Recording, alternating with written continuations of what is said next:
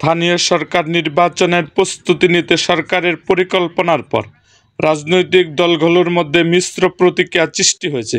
সরকারের প্রধান উপদেষ্টার মন্তব্যে স্থানীয় নির্বাচনের জন্য প্রস্তুতির কথা বলা হলেও বড় রাজনৈতিক দলগুলো সংসদ নির্বাচনের পক্ষে, আর ছোট দলগুলোর আগে স্থানীয় নির্বাচনের পক্ষে অবস্থান নিয়েছে। এদিকে নির্বাচন কমিশন স্থানীয় সরকার নির্বাচন সংস্কারের প্রতিবেদন প্রায় শেষ করেছে। 2014, 2018 ও 2024 সালে বিতর্ক নির্বাচনের পর ত্রয়োদশ সংসদ নির্বাচন, সুষ্ঠু ও নিরপেক্ষ নির্বাচন প্রত্যাশা করছে জনগণ। এই অবস্থায় রাজনৈতিক দলগুলোর মধ্যে মতপার্থক্য দেখা দিয়েছে। জামাতের সহকারী সেক্রেটারি হামিদুর রহমান আজাদ বলেছেন, সংস্কার কমিশনের প্রতিবেদন ও রাজনৈতিক দলগুলোর ঐক্যমত্যের ভিত্তিতে সরকার যে সিদ্ধান্ত নেবে তা মেনে নেবে জামাত।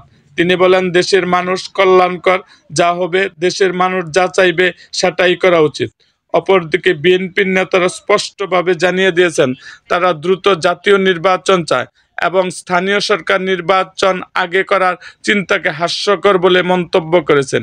এই পরিস্থিতিতে দেশের আগামী নির্বাচন প্রক্রিয়া ও রাজনৈতিক দৃষ্টিভঙ্গি নিয়ে নতুন করে উত্তাপ তৈরি করেছে, যা শীঘ্রই আরও ঘনীভূত হতে পারে। এরকম আরও ভিডিও পেতে এবং রাজনৈতিক অঙ্গনের নানা ঘটনা ও ইতিহাস জানতে আমাদের মুক্তাগাছার ইতিহাস মিডিয়া ইউটিউব চ্যানেলটিকে সাবস্ক্রাইব করুন এবং পাশে থাকা বেল আইকনটি বাজিয়ে দিন।